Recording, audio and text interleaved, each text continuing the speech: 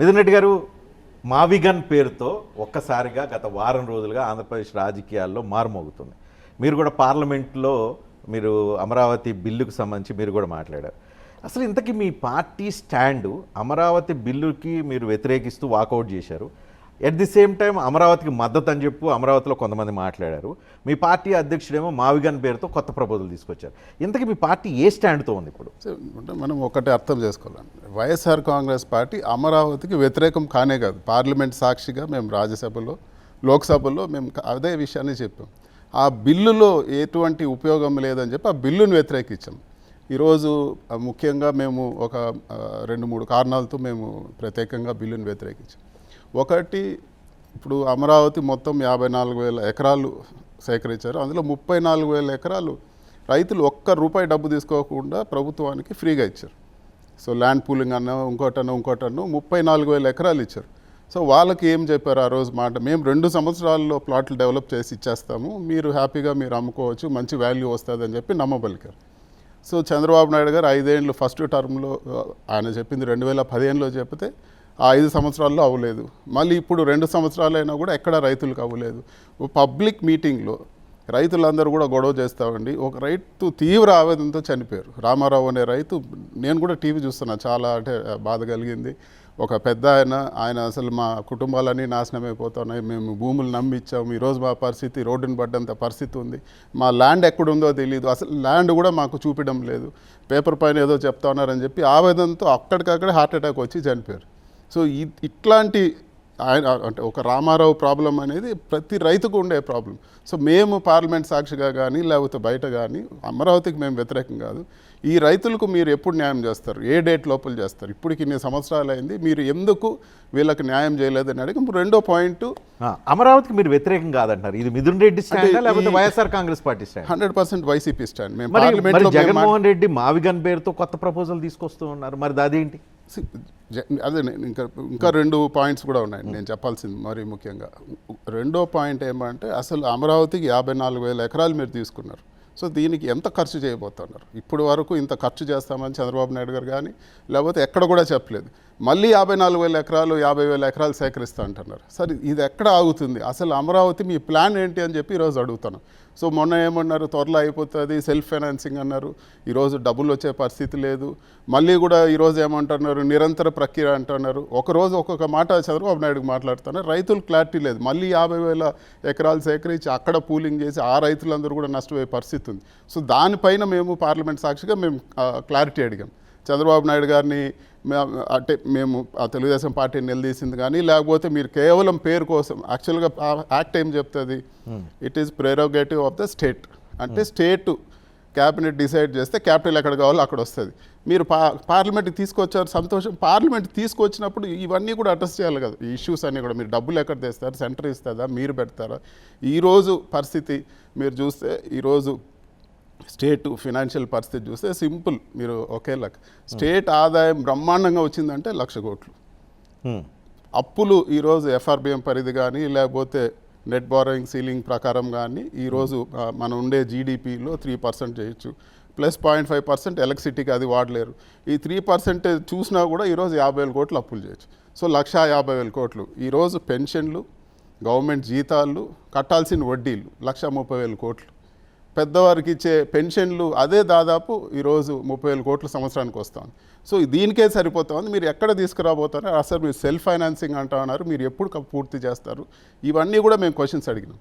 So Chandrababu Naidu గారు 5 ఏళ్ళు ఉన్నారు, అమరావతి కట్టేస్తాను, సంవత్సరంలో ఏదో పూర్తయిందన్నారు. ఖర్చు పెట్టింది 5,000 కోట్లు 2014-19లో. ఇప్పుడు ఎంత ఖర్చు పెట్టారని చూస్తే మొబిలైజేషన్ అడ్వాన్సులు ఇచ్చేసి ఖర్చుల కింద చూపిస్తూ ఉన్నారు.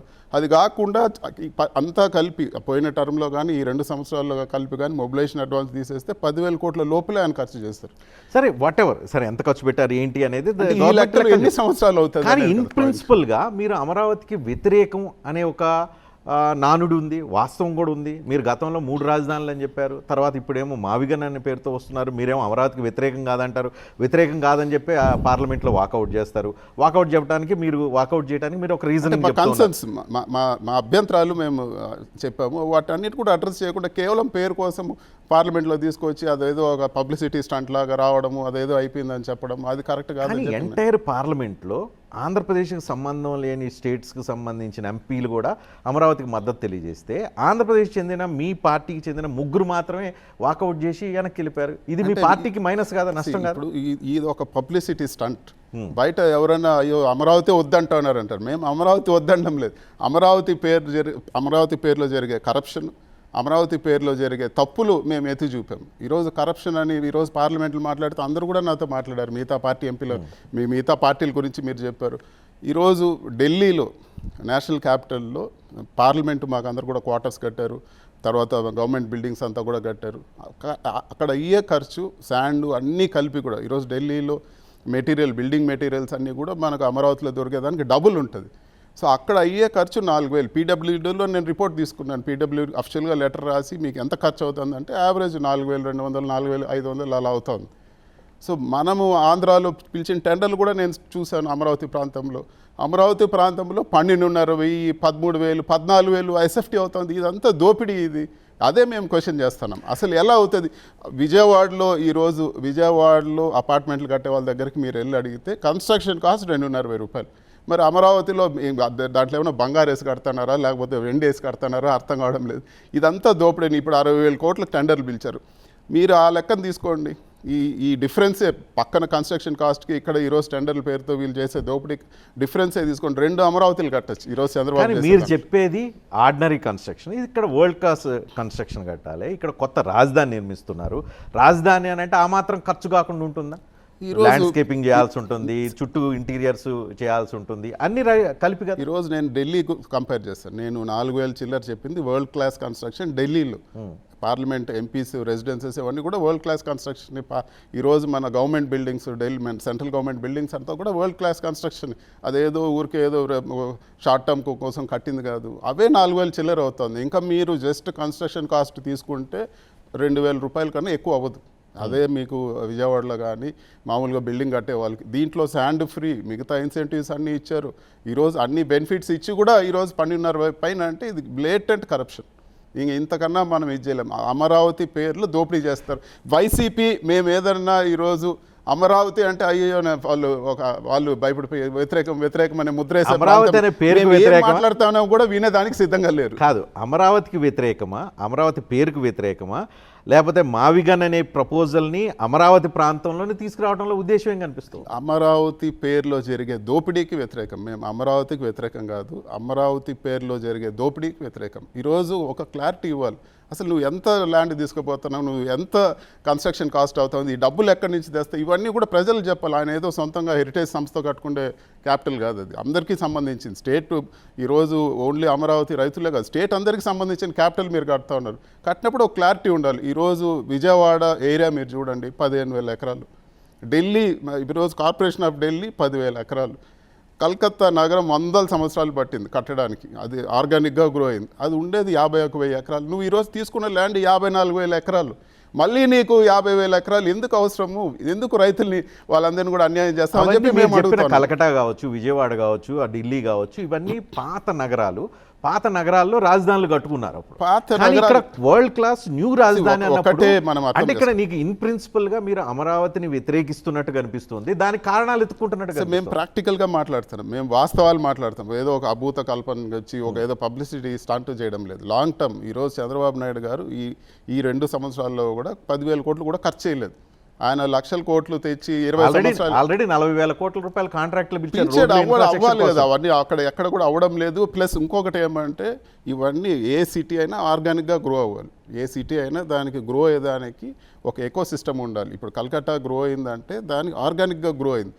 కలకత్తా లాగా ఒక నగరం ప్రపంచంలో ఎవరు కట్టలేరు. తీసుకొచ్చి మళ్ళీ కొత్తది 2 ఏళ్ళు కట్టేస్తా, 3 ఏళ్ళు కడతాను అంతెందుకు. ఈరోజు కంపెనీలు అన్నీ తీసుకొస్తా అంటున్నారు చంద్రబాబు నాయుడు గారు. ఫస్ట్ ఆయన హెరిటేజ్ ఆయన్ని తీసుకురమ్మండి అమరావతికి. ఇంతవరకు హెరిటేజ్ తీసుకురాలేదు. ఆయన ఇల్లే ఇప్పుడు కట్టుకుంటున్నారు. మేము ఆయన ఇల్లు కట్టలేదని చెప్పి ఇదంతా కూడా మేము అమరావతి పేరు ఎత్తుతానే వాళ్ళు భయపడడానికి ప్రధాన కారణం వాళ్ళ భూములు ఉన్నాయి.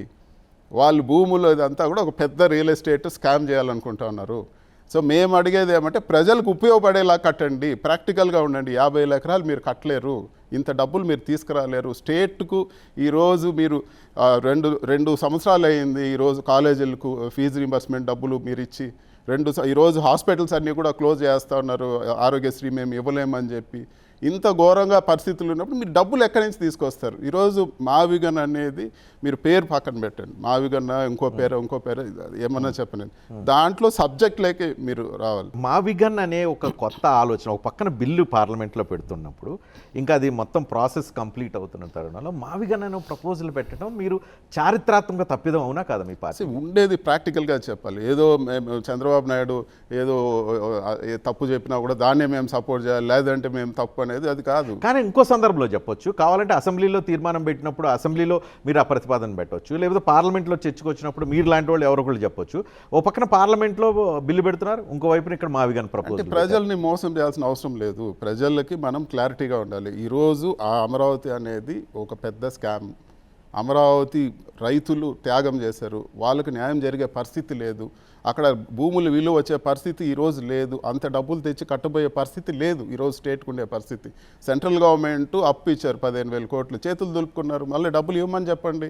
ఈరోజు అసలు రావాల్సిన గ్రాంట్లే తగ్గించారు ఆంధ్రాకి. సో ఇది కట్టడానికి అతి కష్టం. ఇది ఈరోజు చంద్రబాబు నాయుడు గారు ప్రయారిటీలో లేదు. ఆయన ఎంతసేపు అమరావతి దానికి అప్పిస్తే చాలని ఉన్నారు, కానీ ఈరోజు కష్టపడిపోయి ప్రయారిటీలో పోయి తేవాల్సిన ఫండ్స్ తేవడం లేదు. ఈరోజు మీరే చూడండి, నేనేదో చెప్తానంటే ఇది మనకు స్టేట్ బడ్జెట్లో చూడండి గ్రాంట్స్ తగ్గాయో లేదు. వైసీపీ ప్రభుత్వంలో మేము తీసుకొచ్చిన గ్రాంట్స్ ఈరోజు రావడం లేదు, మేము తీసుకొచ్చిన ఫండ్స్ ఈరోజు రావడం లేదు. మీకు ఒక చిన్న ఎగ్జాంపుల్ చెప్తాను. ఈరోజు 32 లక్షల ఇల్లులు జగన్మోహన్ రెడ్డి గారు ఇచ్చారు. పోయిన గవర్నమెంట్లో సెంటర్ నుంచి 16 లక్షల ఇల్లులు మేము శాంక్షన్ చేసి తీసుకొచ్చాం, ఆ 32 లక్షలు. సో దాంట్లో ఫండ్స్ మీరు చూడండి, నేను సొంతంగా చెప్పింది కదా, మేము పార్లమెంటుకు రాసాం ఎందుకు హౌసింగ్ స్లోగా ఉంది, అసలు ఏం జరుగుతుందని మేము పార్లమెంట్ క్వశ్చన్ వేసాం. వాళ్ళు ఇచ్చిన రిప్లై చాలా ఆశ్చర్యకరంగా ఉంది.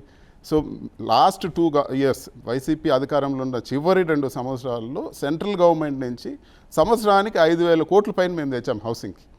ఆ రోజు ఎంపీలు కానీ ఇంకోటి కానీ మా జగన్మోహన్ రెడ్డి గారు ఢిల్లీకి వచ్చి కన్విన్స్ చేసి ముఖ్యమంత్రిగా ఆయన పర్సువేట్ చేసి తీసుకొచ్చారు. ఈరోజు చంద్రబాబు నాయుడు గారు నేను అన్నిసార్లు తిరిగినా ఇన్నిసార్లు తిరుగుతూ ఉంటున్నారు. అధికారం వచ్చిన మొదటి సంవత్సరంలో ₹1 తీసుకురాలేదు. రిప్లైలో ఉంది, మేము ఏదో వేగ్ అలిగేషన్ కాదు. ప్లస్ 1,600 కోట్లు అన్యూజ్డ్ అమౌంట్గా ఉందని చెప్పి మినిస్టర్ ఈరోజు వాళ్ళ కూటమిలో మంత్రి ఇచ్చిన రిప్లైలోనే ఉంది.